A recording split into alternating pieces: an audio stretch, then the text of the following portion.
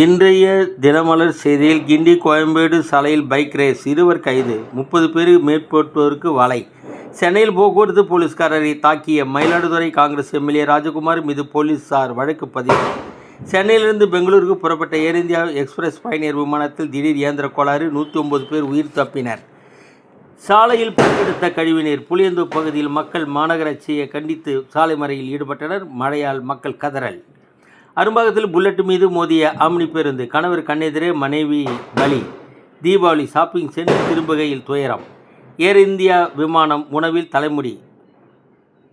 விமான நிலையம் பயணிக்கு 35,000 ரூபாய் இழப்பீடு வழங்க சென்னை உயர்நீதிமன்றம் உத்தரவிட்டுள்ளது.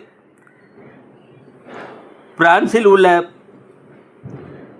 பாரிஸ் அருங்காட்சியகத்தில் மாவீரன் நெப்போலியன் காலத்து நகைகள் கொள்ளை. அதிமுக பாரதிய ஜனதா கூட்டணியில் சேருங்கள், விஜய்க்கு ஆந்திர துணை முதல்வர் பவன் கல்யாண் அட்வைஸ். உங்கள் ஆலோசனை நன்றி. நல்ல முடிவு எடுக்கும்போது உங்களிடம் தெரிவிப்பேன் என்று தமிழக வெற்றி கழக தலைவர் விஜய் கூறியுள்ளார். வணக்கம்.